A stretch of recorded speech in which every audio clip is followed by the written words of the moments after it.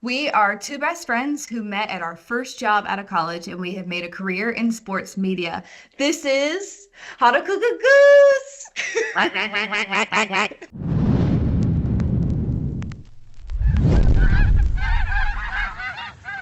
Welcome to the new year. Welcome to our new podcast. I'm Savannah. This is I'm Will. well.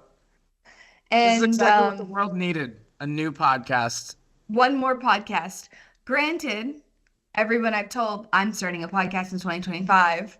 I have said, like, but there isn't a podcast for this at all. There's not even an adjacent podcast. So argue with your mom about whether we need another podcast or not, because I think I wish I would have had this. You know, you don't usually get a good reaction from your friends when you tell them that you're starting a podcast. It's never a good, it's really like, oh God, please don't do this. Like, I'm telling you, as someone who cares about you as your friend, like, don't start a podcast. And, And you I'm know, just like, isn't that why you've kept me around all this time? I'm so funny and you love hearing me talk. how many conversations have we had where we're like, this is a podcast, it's just not being recorded? A lot. So either we're So, narcissists or this is going to be great. I think this is going to be great. So it's the new year. I wanted to start with New Year's resolutions and personally or professionally, because this is at its core a sports and professionalism podcast. Any big 2025 goals for the job? For the job, I gotta say, definitely more like professional photography associated with where I'm at right now. Like, I want to shoot more concerts. I'm in Charlotte right now, so whether it's Bank of America Stadium, Spectrum Center, Bojangles Coliseum, there's a lot of different venues where big artists come through here, and so shooting those is like my big professional goal. Um, and personal goal, I mean, I want a new apartment. I would say this podcast, we kind of already touched about it. Like, doing this, getting this up and running is like a big thing for me. And then personally, like, I want to cook more food. I got a slow cooker for Christmas, so I've already made lasagna. It Ooh. was the first time I've ever made lasagna, and honestly, I thought it was pretty good for my first attempt. And then just budget money better and drink less alcohol. I would say if I could do all those things, it'd be a great year. What about you? I've never been, first of all, I'm anti New Year's Eve. I hate New Year's Eve. It's my What? least favorite holiday. I hate New Year's Eve. Why? Hate it. I don't know. I think it's like that feeling of the year is ending, and so I'm less excited about the new year and more sad that something is like over, which is silly because it doesn't even really mean anything. Like the earth just rotated around the sun one more time. But last year, I had a friend who was just like on me about like just write some stuff down. Like it doesn't have to be real goals. And it was more so I did like an in and an out list. And so I had like my ins, some of my ones. I was like, oh wow, I actually did a lot of my ins from 2024, and I was so proud of it. I was like, okay, I guess that did feel good. I'll do it again. So my some of mine for 2025 are professionally. My big one is that I want to establish myself as the like premier pro softball reporter and like be synonymous with pro softball. Because I've been in a lot of different things for so long. I just kind of want to have a strong niche, especially on social media, and growing that audience. I want to be more aggressive about work opportunities. I feel like I am not aggressive enough, and I feel like I'm finally at a point in my career where I want to like go for and ask for the things that I want instead of waiting until they happen. And then some of my more personal ones, I'm scrapbooking in 2025. We're taking the digital and we're getting it printed out. I have like 800 photos coming to my house this Tuesday. Really want to prioritize visiting my friends and averaging like more steps a day. Those are mine. A little bit of That's wellness, a really little bit of good. hobby. That's really good. I feel like professionally, I would say that your colleagues and peers within the realm of what you do would be shocked to hear you say this because I feel like you're already viewed, at least from the people that we are mutual colleagues with, as just a very high performing, high functioning person. So to hear someone think like, oh wow, she still is like on herself about like being more aggressive and and pushing even harder to like get more things that she wants. I mean, I think it's a great goal, and I think that's like the only way that you're going to continue to push the envelope as you already have done. And scrapbooking, hell yeah. Because Yes. I'm so passionate about like bring back physical media, especially Yes. photos. Like there's just something Yes. about holding it. I recently, something I wish that like move all my junk out of the way was all the film I've ever shot. I like have it all cataloged in, Are you serious? yeah, all the film I've ever shot That's that I like brilliant. did that I didn't abandon at the film lab and not go pick up. I have. It goes all the way back to 2019 and 2020. Well, because I started to think about this. I feel like 2024 was such like a fun year. Like I feel like I had more fun this past year than I've had in a very long time. And I was like, what am I gonna like, when you're like start dating someone and they're like they eventually take you through that like scroll through their camera roll and like show you a bunch of stuff. Yeah. I'm not gonna do that to my kids. I don't want to like No. dude camera roll my kids. So I was like, you know what? And for myself and my friends, like I want to have scrapbooks. I want all this stuff digitally. Also, like if you're gonna have like your tin hat on, like those photos could be gone with the deletion of a server, which is dark. But I do think about it, like there is nothing like getting out the big tubs of my parents' photos and like flipping through them. So scrapbooking in. And it's so cheap to get photos printed because I did like a little photo scrapbook as a gift for someone for Christmas, and it was like 15 cents per image to print. Yes. So And I it's so printed some cheap to high do it. quality. Yeah, I Yes. went all in on the quality. Yeah, and it's not expensive at all. Like I have a photo that I took of Travis Scott from Rolling Loud, 2023, up on my wall. I got printed out 24 by 60, put it in a nice frame and stuck it on my wall. And it's just like yeah, if I showed you a photo on my phone, you'd be like, oh, that's a great photo. But having it up on the wall when people come in, they're like, oh, So different. oh, that photo of Travis Scott is so sick. I'm like, yeah, I took it. I They're like, took that. what? And not to like really, that's What? not about the flex. It's not about the flex, but it's just cool. It's just a good way to kind of, Yeah. especially if you're into like photography to that degree, just kind of like That photo reinforce isn't some gonna work have the yourself. impact if you're just like, let me show you this photo I took, and you hold up your phone. Like it's not the same as it being printed and being like, how big is that? Like 15 by 20 on the wall. Yeah, Not the right. same.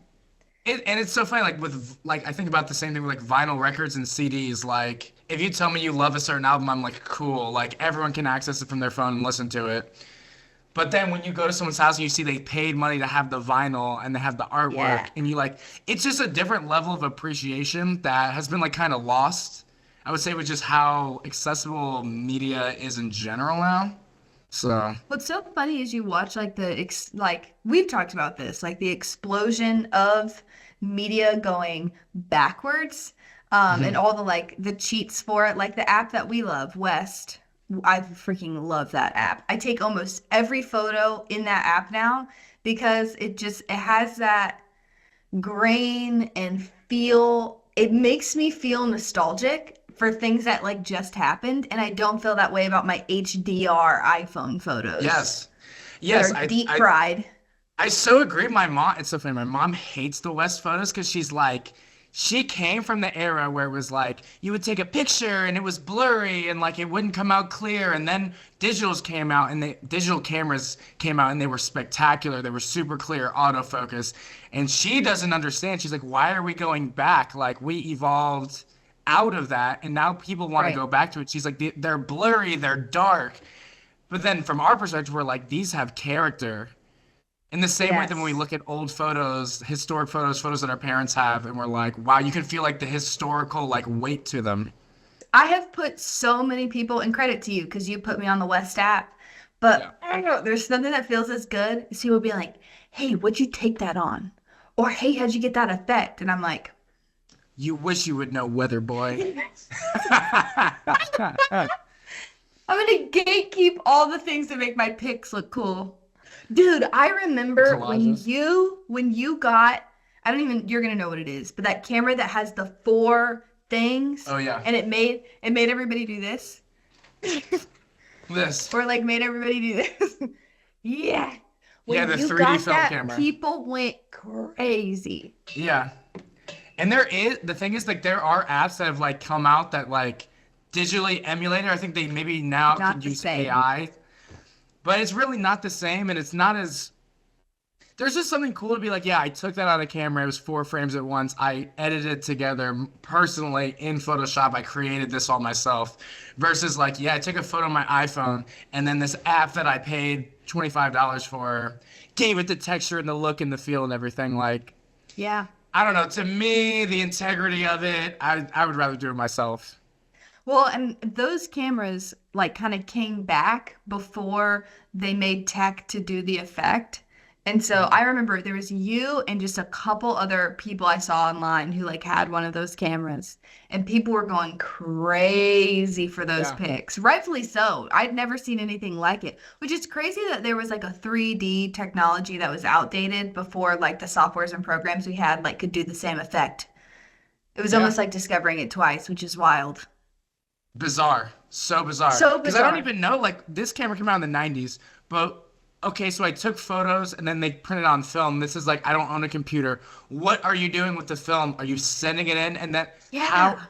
that's why I never really understood, like, what the application was for these cameras in the 90s. But maybe that makes sense why, like, they weren't that popular in the 90s, but then they came back and became So you popular could because lay it became them. easier to scan and create the GIFs and the Hmm. different things from them. In the vein of gatekeeping, I was thinking like this podcast is officially the end of all your gatekeeping. This is it. Oh man. This is Yeah, every but it's secret about we've time. ever had. But it's about time. It's about time. I've Yeah, I gatekept think for a so too. time. And it's been fun. It's really been fun gatekeeping. You know, I think my jersey's going up in the rafters right now, and I'm about to give a We skip. had a It's good run. been a We had a good good run. I'm run. picking up the cleats. I guess of that same vein, since this our is our first podcast, like what do you hope like people who watch get from it? Because I feel like we have our own, because of our different expertises, we have our own like dreams and goals for it. Kind of just like your own, developing your own like personal philosophies around whether it be photography, videography, video editing, like I don't know, just having your own belief system and like it doesn't have to be aligned with mine. Um, Mm. but it's just as long as you have one, creating for the sake of creating is like to me it's such a waste. Like, what is it that you're trying to do or say with the things that you make? Like figuring that out and determining like what's important to you. Like I love shooting on film because just the way that it captures something, the imperfections are what I like about things where, Mhm. the reasons Yeah. I don't really love an iPhone photo. It's perfect photo. It's a perfectly clear image. Like we've seen it 1,000 times. Like figuring out how to stand out is part of it. I don't know. I could go on and on and on about what I would want someone to kind of take away from it, but I don't know. Just like your own like philosophy of how you create what you make. Yeah.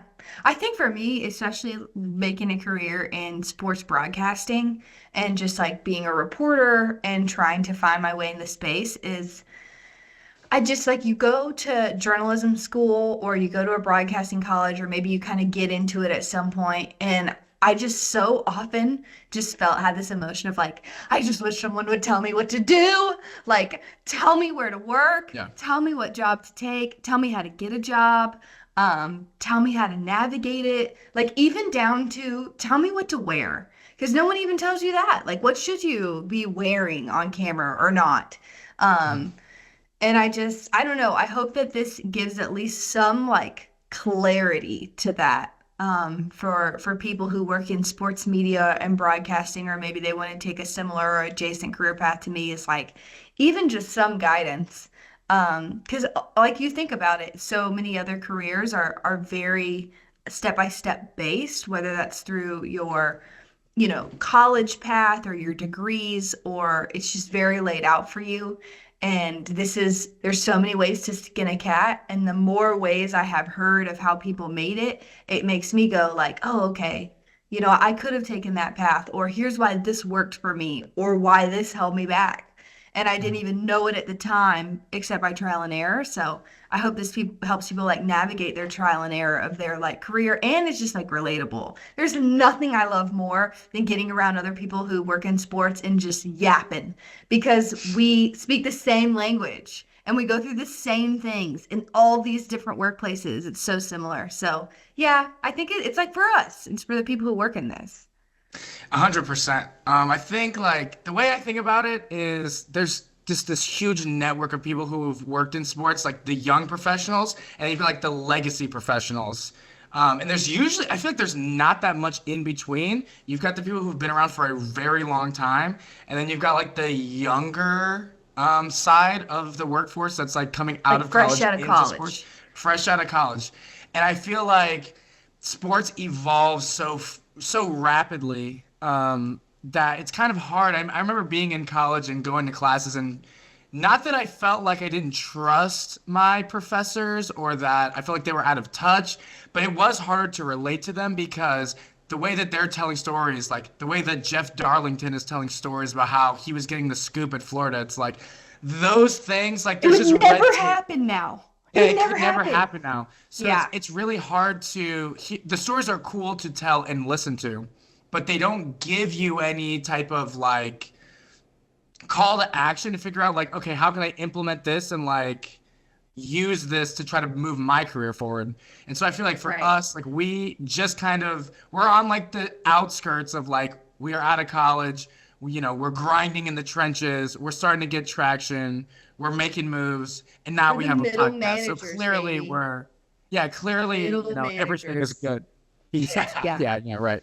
Yeah, nothing Um, like being middle management. But you don't hear from those people a lot because you hear from the, I would say, like superstars in the space, whether that's a reporter or a videographer or a creative director. You hear from the people who have like really made it, even though I do feel like if you live your dream, you have made it.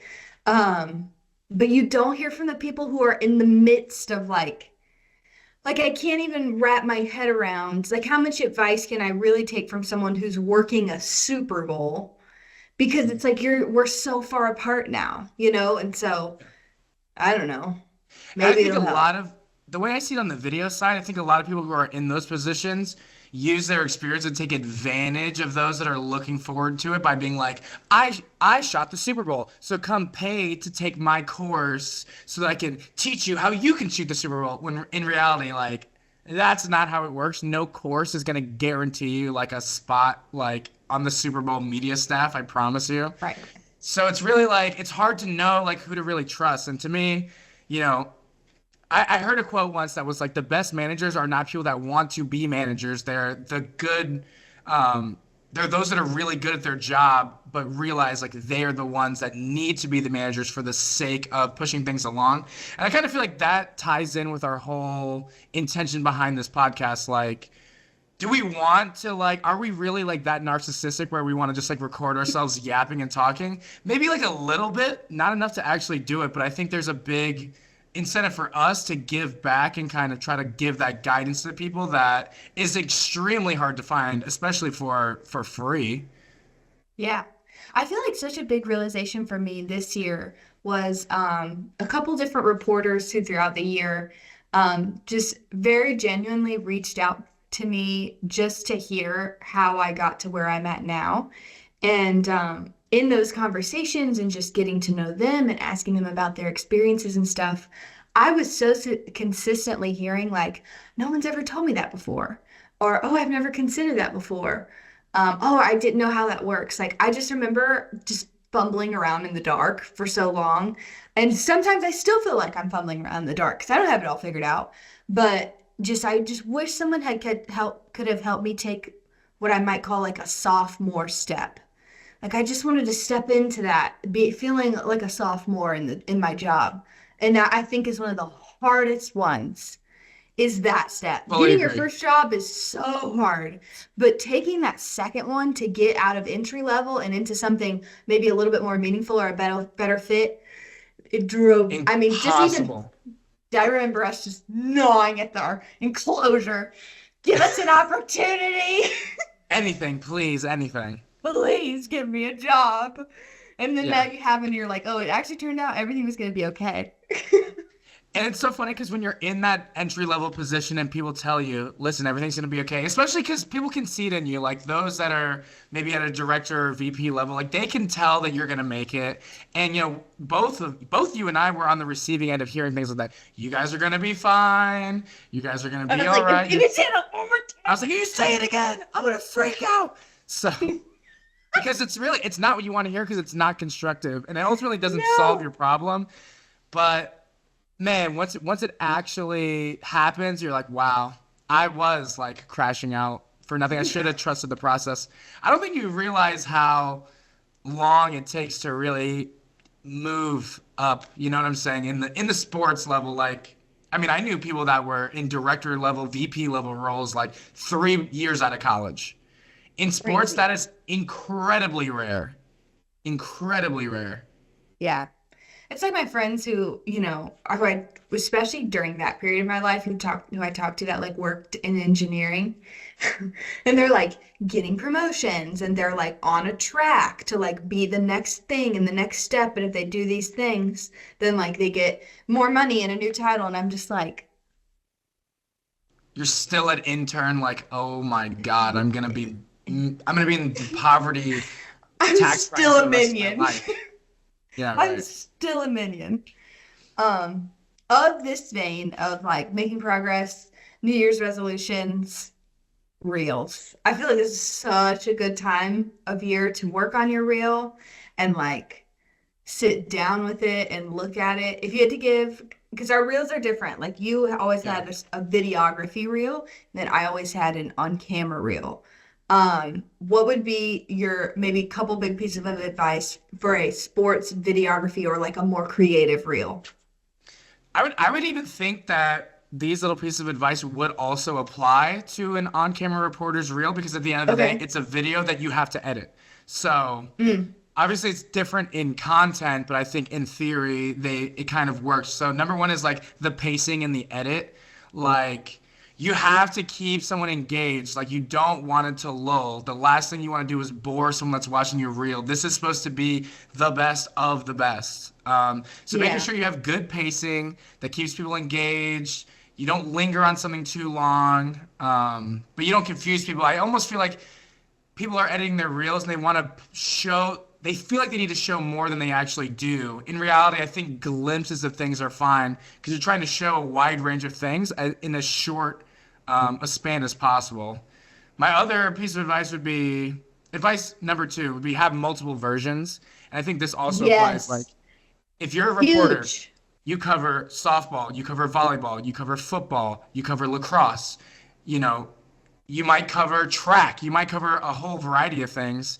Maybe have that one reel that shows like a snippet from each that shows how well-rounded you are. If you were going to do like a network job where you would be covering multiple sports, then that's perfect. But if you're interviewing for a baseball job, you really should only be showing them the best of your baseball stuff. Like, 100%. Yeah, that's thousand, huge. I think yeah. you need to have different reels. And I would even like expand it to because at this point in my career, I've only ever really had like a sideline reel. Right now, I've started to create a like color analyst reel. And, in my bigger reel, I put some studio stuff in there. But like eventually, if I was ever going to apply for like a job to be in the booth or an analyst or a play-by-play, that's a totally different reel. And I don't really think they should always overlap. Like they need to stay pretty true to the job. 1,000%. And I think it's a good idea if you make a reel specifically for an application. In the same way I that you're just supposed to did build a that. resume, because your reel is more important than your resume to me. Like 100%. It's going to tell me almost everything I need to know. 1,000%, especially if you are, I'm speaking from a videographer, video editor perspective, but even from a reporter, reporters do video editing. And so a lot of times you would be editing your own reel. Like it's a chance for you to showcase your editing skills. And if you maybe aren't the sharpest with editing, if you're a reporter, then I would consult a video editor and have them help you clean it up Yeah, because that's going to take it over the top, really. My it last will. piece of advice is keep it short. Short. Only your best work. Don't waste a single second of the reel. I almost feel like 1 minute is the max. Like Really? for me, my reel is like a minute and 15 seconds. It's not longer than it's definitely under 90 seconds and it covers a majority of my professional career. I can fit 5 years worth of all the things that I've shot within 90 seconds. And I have a really fast pace and it's like that on purpose because you're trying to cram a lot in there and I feel like I could have taken the same amount of clips and edit it out over the entire, 3.5 minute song. But at the end of the day, who's really going to sit there and watch it for 3 minutes? Yeah, that's Like true. when you watch a reel, you could usually tell within like 30 30 seconds seconds. if it's in the realm of where you want it to be. And if it's really good, you'll sit and watch the rest of it. Oh, I hate that you're right. I hate that you're right. Especially like from a storytelling perspective. I'm like, but I want them to hear the whole thing. Like, no, Yes. they don't want No. to hear the whole thing. And I even have to tell myself that. I literally just redid my reel this month in December. And I was just tailoring it to the new stuff that I had done because in the course of like 1 year, I had gotten so much better. Also, I had done some more high profile things. So like, I don't know, maybe you have a reel or you're like trying to build an on-camera reel. One, like from the jump, like let's make that first one punchy. Mine is a very quick, well-told, short story, and I'm covering college football. So like off the jump, you see the E mic flag, you know it was probably linear, which is great. Covering college football, okay, she's doing like bigger events, that's great. It subconsciously establishes that like validity. And then from there, a big thing I do in my reel, and this is going to be totally up to you, is like I just want them to get a sense of who I am. Like I want them to laugh. I want them to feel like they know me. I want them to see how like personable I am. And so even as my reel has gotten better, that has stayed the same because it's who I am. I can't like fake being a different type of reporter that I am. Like this is who I am. You're either gonna you like it or you don't. And that's fine because so much of the industry is like totally subjective to what are some of the personal preferences. So like go in all in on what you are, That's what I've decided to do. Because I'm like, oh, if you want a really personable, relationships driven, and a storyteller, like I'm your girl. I might not be as serious and polished, but I can definitely talk on the fly. And I want you to see that in my reel. You know what I mean? 1,000%. You want to showcase your strengths. You know what I mean? Yeah. You want to show, because that's your brand ultimately. Like, if that's the type of reporter you are, fun, outgoing, you're able to bring personality out of the athletes that you're having conversations with. Why would you edit your reel to be serious Right. Like it's not what and I'm gonna do. I've seen a lot of reporters that are younger, like it's almost like they think that people want to see just the just, you know, stone, super serious. I'm being super Yeah. serious. This is so important what I'm talking about. That's the X factor. Honestly, what makes you different is what makes you valuable. Yeah, without a doubt. When you go back and watch like your old reels, is there anything that like makes you cringe? Oh, because I have some. Yeah, and it usually is like it doesn't edit like it's not as Wasn't fast. giving what it was supposed to It was give. it wasn't giving like at the time I thought it was because I think back to the first reel I made when, the first time I had used a DSLR camera to record video. In college they give you like these old clunky, Right oh up my God, here. they're heavy, they suck. And then the first Dinosaurs. dinosaur cameras. And then the first time I used a DSLR camera, a Panasonic GH5. This camera is like forever in my Mount Rushmore, even though like I would never use it today, because it just once I saw that footage, the first time I'll never forget. I was at the NPF Championship of 2015, I believe, and wow, I remember just seeing like the slow motion footage, and it was just so crystal clear. I was like, oh, we got something here. So because I was so enamored with how good the quality was, I would let the shots linger because for me, I would want to just like sit there and like And stare at it. Like absorb I them. shot that. I shot Yeah. that. Where then like now I look back at it and I'm like, okay, we're hanging on this shot a little too long. Let's get to it. Like the vision is there, the concept is there, but it's more of like the execution. Where then now, like I remember when I did my last reel, and I haven't updated my reel in a couple of years now, but I was like, there isn't a single moment where I don't think I sit in the same shot for more than like 2 seconds.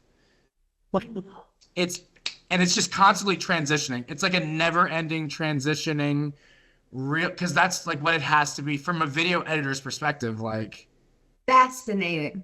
it's That's almost like a fascinating. montage. It's almost like a Yeah. montage. So Mine, oh my gosh. It's my voice. My Baby voice. voice.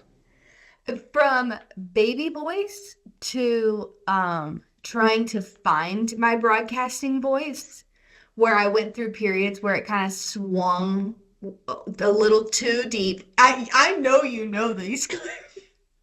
Where I'd watch it, I'm like, who is that? Who is that? Like, I and where remember did she for a come while from? you were going really deep with your Too voice. far. You Too were far. going Yeah. really noticeably deeper with your voice. Yeah. But for Yeah, me, the that one was whenever you bring this up, like, and I think we have to tell the story on episode one, when you were doing play-by-play for the first oh, time, and jeez. I think someone's been hit Oh by a my ball. It's the cameraman, Will Hinson. I think we have to like God. show it Okay, right now. the context is I had never done play-by-play. I had only been a sideline reporter. I did not feel ready to do play-by-play because did I know softball at a high level? Yes. But I was not at a point where I processed softball quickly. Like I could watch a game and over the course of the game, put together the story, ask good questions, give a good recap. But when you become a great play-by-play, you are processing so quickly. This is also pro softball, which is the fastest iteration of the game, way faster than even college, and then drastically faster than high school or like youth. And our boss, who also did play-by-play, was like out. He couldn't do it. We were on the alternate field. It was pouring down rain, and he's like, "Hey, you're getting in there." And I was like, "Hey, I don't think that's such a good idea." And he was like, nope, it's time. Get in the booth. And so I had never put together a boards. I had no idea how to do prep. I was completely ill-equipped to get in there. Granted, it was being streamed on some program that was like $7 a game to watch. How many people saw this? I don't know. Thank goodness I failed in private. Because I'm butchering the open. Just butchering. And then within the first couple batters, Will's on the field shooting the game and gets bonked by a foul ball.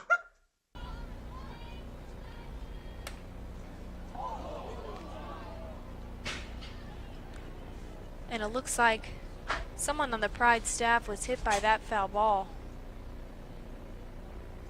It looks like it was one of the cameramen that the foul ball that Ramirez hit off.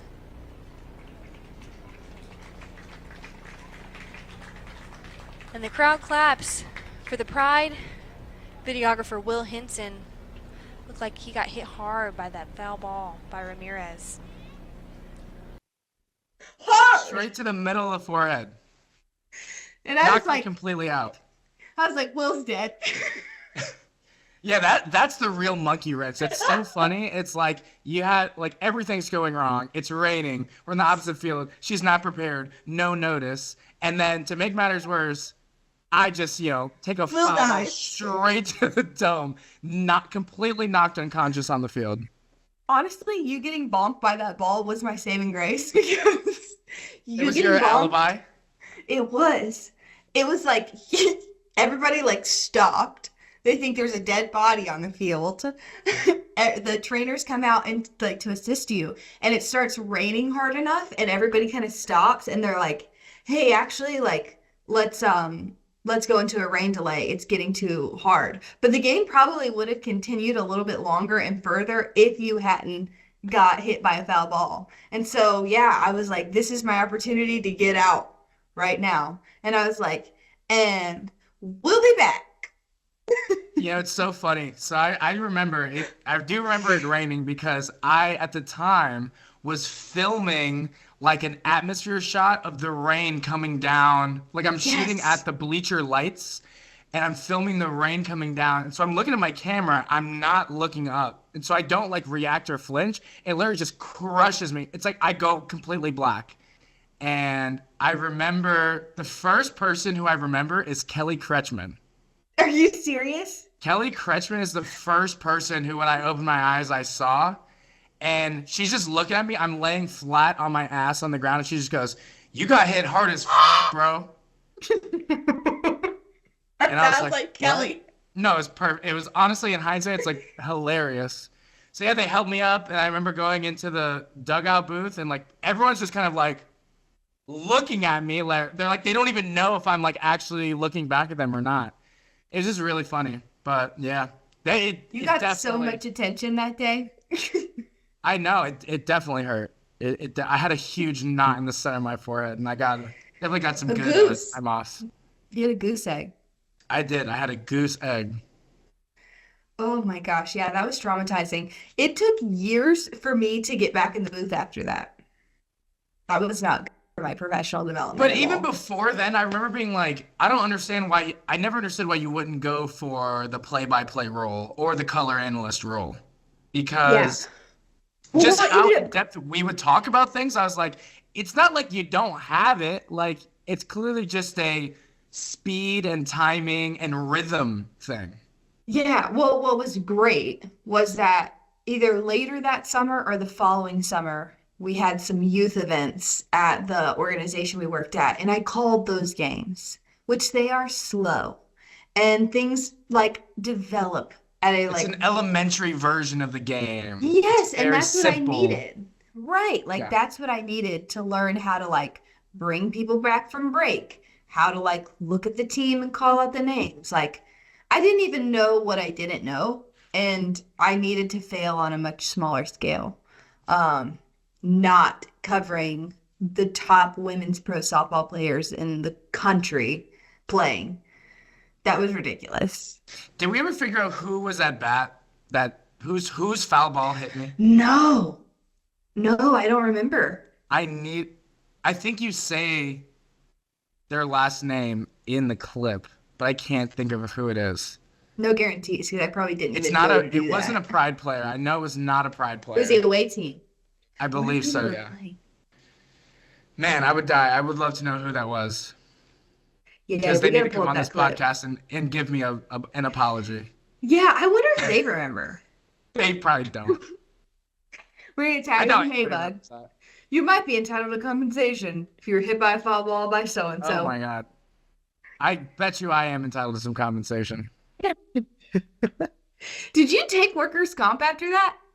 No, I didn't. I actually remember. So that happened, and immediately following, I remember going back over to the main stadium and having a conversation with management over there, and them just being like, "Oh, okay. We're gonna order Chipotle. Like, did you want like order Chicken anything or there?" beef?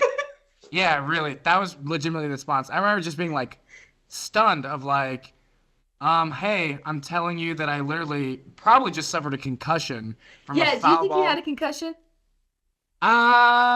in If I did, hindsight? it wasn't a severe one because I never had any like lingering headaches or anything. I ended up driving home a few hours later. I was fine. Went to sleep, didn't have any problems the next day. So if I did have one, it was a light one. But just I the almost started crying. principle, just the I'm principle. thinking back on it really now. Like I almost started crying on air. I mean, it's just so funny because you're like, I think someone got hit by that foul ball, and it's like 35 seconds of silence. Because I think it's too, it's like, I knew it was you, but for some reason in my mind, I was like, I don't think I should call him out by name. But then you did. Well, you did because then when I stood up, everyone was clapping, so and you're like, and the audience claps for Pride videographer Will Hinson, who Oh. was hit hard by that foul ball. Yeah, I guess once I knew you could stand, I was like, well, at least I won't be the one to announce his death Oh God. on USSSAlive.com. Well, Oh that my would have been God. fitting, honestly, for that point in time in our lives. That would have probably been the most fitting death for me at that age. Death by softball. Death by softball, Savannah calling it live on air. Oh my gosh. I probably would have left the industry entirely. Oh my God, I can't even imagine. Did It you wasn't that bad.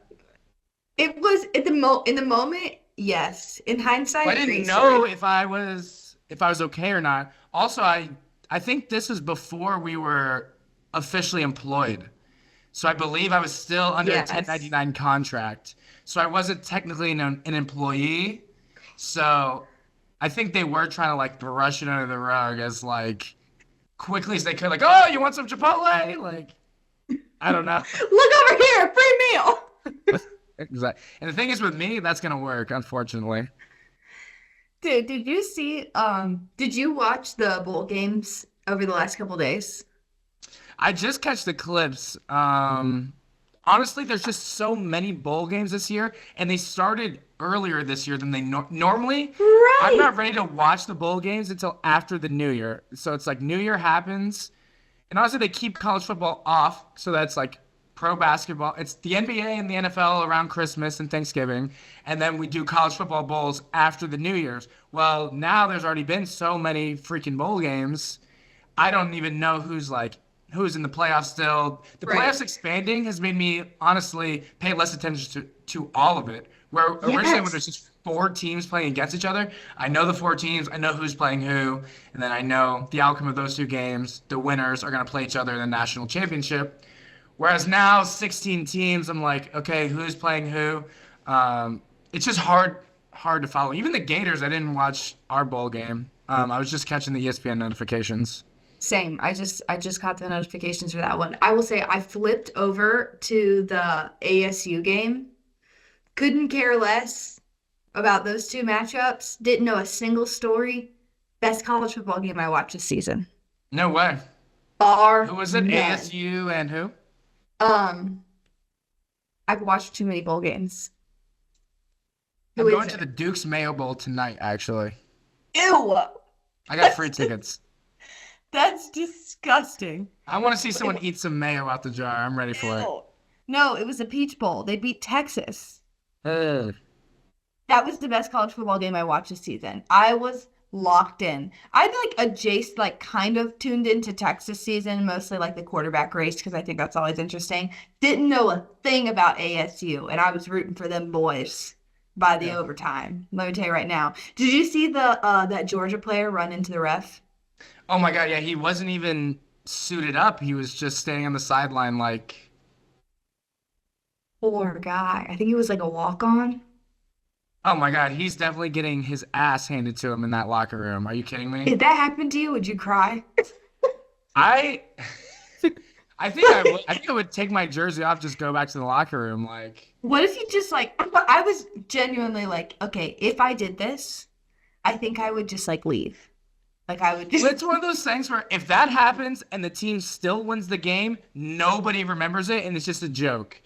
right. You do that and you lose, even if that's not one play is never the reason why a team loses the game. I firmly believe that, but oh my God, you're gonna get it in the locker room. Like what, I wonder if it like went through his head like, hey, I could just go back in the locker room, get my stuff, call my mom, and like leave. Probably. I feel so bad for him. Also, where was the get back coach? Right. Where was the get back coach? I just don't understand why, if you're not dressed to play, why you're even near the front of the sideline like that. Oh, see, that's not strange to me. I feel like I see guys mill around in all kinds of places. It's just, Really? I don't know. Honestly, like everybody hates the get back coach who says like get back 58 times a game until it matters. And Yeah. now it's like where's Georgia's get back coach? That must be a fun job. The get back coach? No, I mean, yeah, you're everyone's the least favorite person on the sideline. The refs are yelling at you that you need to be doing your job. No one on your sideline wants to listen to you. Like, Wh- that might be the most Arguably, difficult job on a college football staff. yeah. Most underappreciated job on the sideline, get back coach. They're always jacked too. So They're always jacked. just massive dudes. It's like And I love security. it. Yeah, like in the Like a broadcast bouncer. cuts to them. Yes. And like whenever they get a little camera time, the play-by-play's like, that guy's been putting in some work in the gym with the boys, huh? Like, And he's always like mean mugging. He'll like Yes! spit once or twice. yeah, like fresh haircut, probably has a mustache. Oh yeah. The get back Absolutely. coach. So good. I feel bad for that kid. I definitely feel bad for that kid. But at the same time, it's Georgia. I really don't. We love to see their program get embarrassed at the same time. Your SEC bias doesn't weigh in? No. On principle, I usually root for the SEC in any scenario. Usually. No, I don't. It depends. I'm going to take whichever path ultimately makes me look the best, which is if Georgia wins, SEC, SEC, SEC. If Georgia loses, it's like, yeah, F you, Georgia. Like, Yeah. I feel like I have something to work with either direction. I will say I was excited that the final would not be another year with Georgia. I wasn't rooting for them. I was rooting for Notre Dame. That was a matchup, right? Was it Notre Dame? Yeah. No, it was Georgia. See? Was it? Yes. Oh yeah, it was. And now Notre Dame's going to Miami to play. Who are they playing? Sugar Bowl. I don't know. Yes, Notre Dame. Yeah, Notre Dame's gonna go play in Miami. Kevin Reynolds hit me up asking for tickets to that game.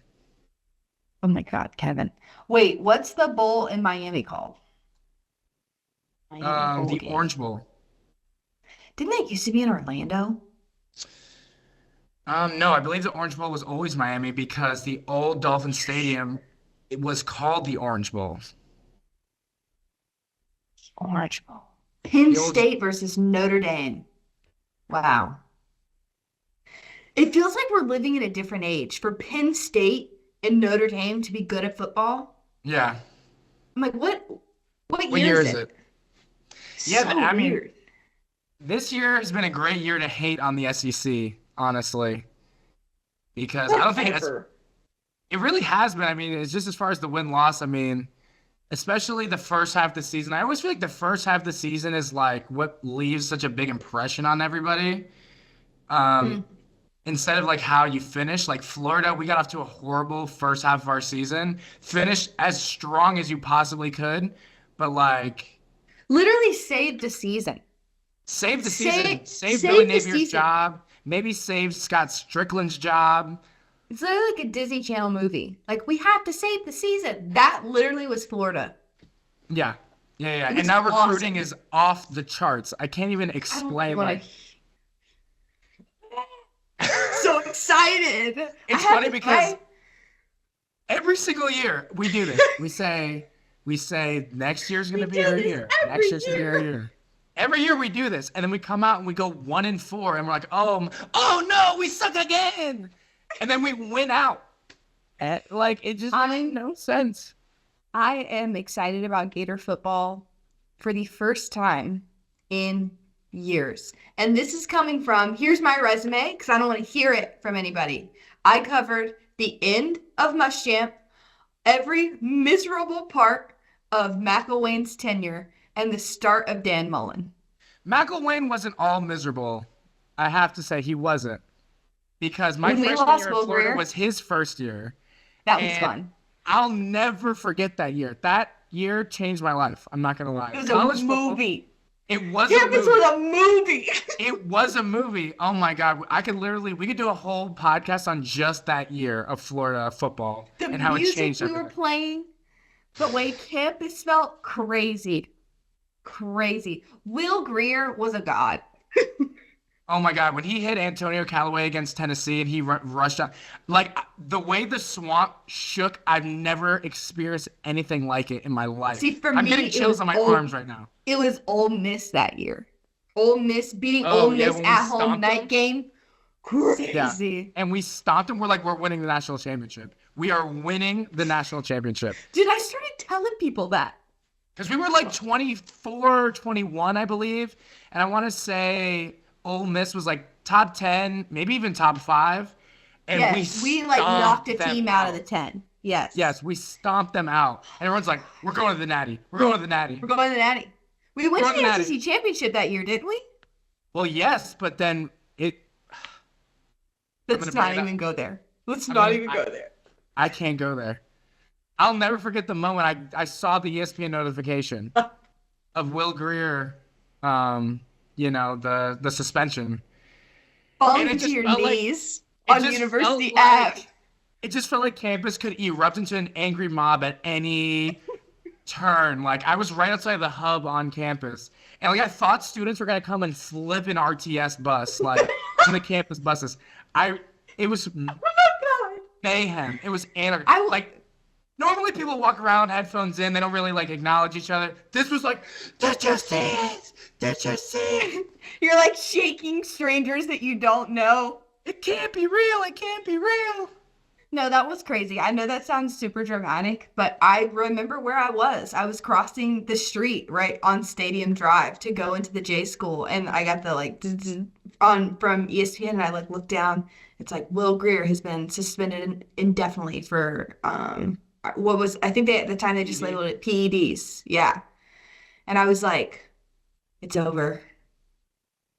It's over. And It's it's still over. to this day over. That is the first domino that led all the way to the Marco Wilson shoe incident,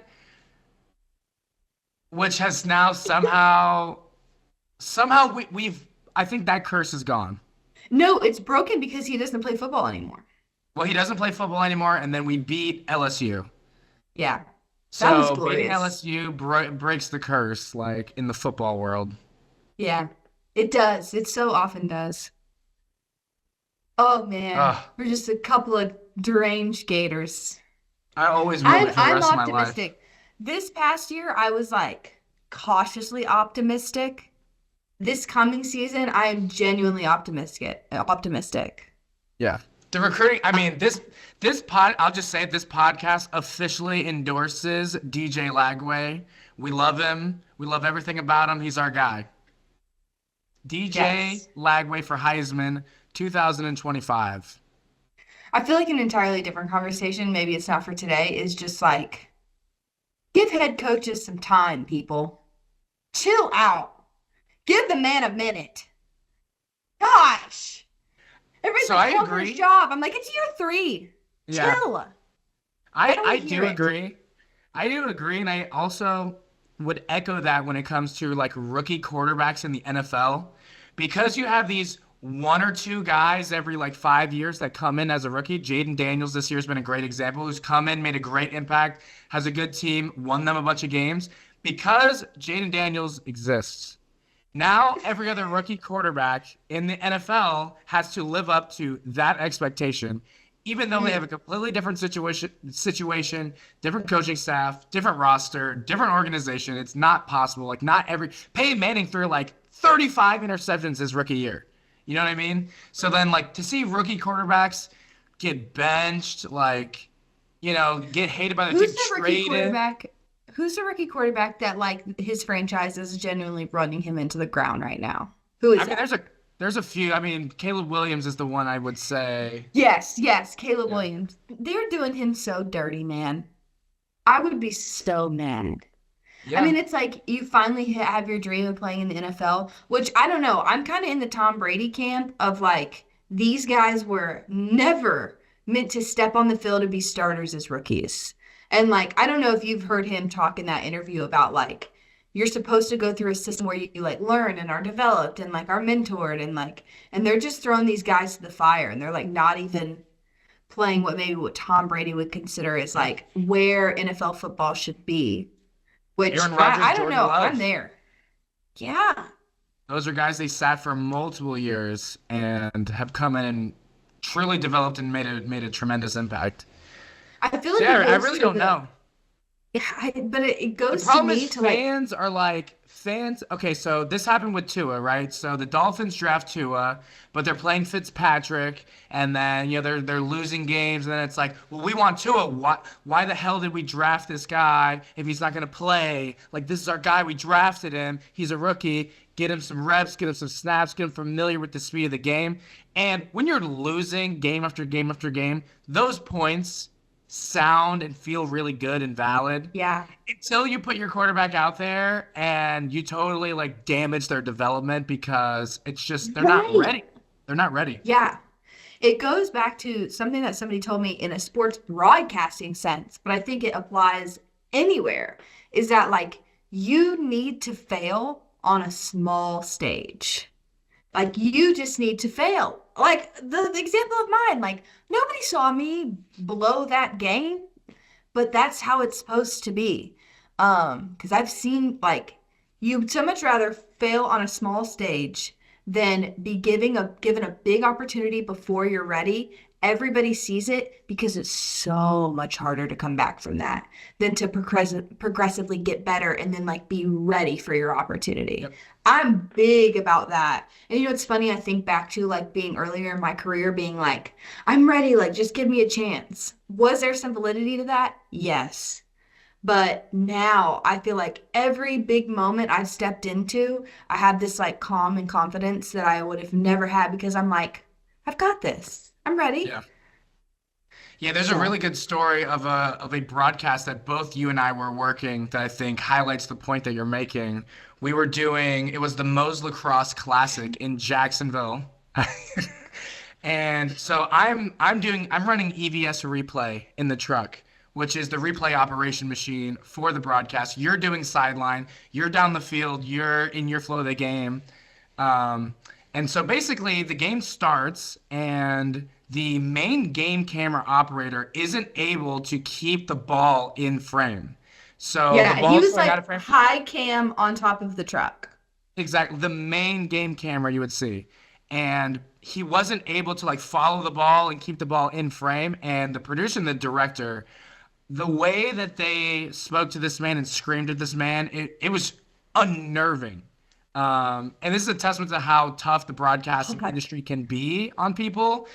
And if you fail on a small scale, at the end of the day, it sucks, but it's not a big deal. This was CBS, and this is a multi-million Linear. dollar Linear. linear production that is going out to millions of viewers. Mistakes that major simply cannot happen on air. No. And so, yeah, ultimately they threw him off the game. They had one of the slash camera operators go up and operate that camera, and they basically said, "Take lunch, like get out of here." And it was really rude in the moment, but honestly, I don't really blame them for throwing him off. It just kind of was like the intensity of it was alive for me. That was my first time running EVS replay, so I was literally sitting there like, "Oh my God, I cannot make a mistake." They're about to pick me up with my shirt collar and boot me out of the truck. It's intense. It's really intense. And so, yeah, like you said, if you're not prepared, and you get put on a big stage and you're not ready for it, it's scary. It's scary. And Yeah. ultimately, I don't think that guy's ever going to get hired again. Whereas if, he's failed on a smaller scale, he's going to be able to recover and, it's not that big of a deal. It wasn't a linear CBS game that the mistake was made on. For example, I don't want to even say mistake, but just like your lack of experience in color commentary, it wasn't seen by the entire world. It was USSSA Live. It was a very small network. Right. And so it Yeah. wasn't a big deal. Yeah. All in all, fail on a small scale, give head coaches a shot, and start working on your reel. That's episode 1. Absolutely. Thanks for Absolutely. That's tuning in to episode How to one. Cook a Goose. Goose.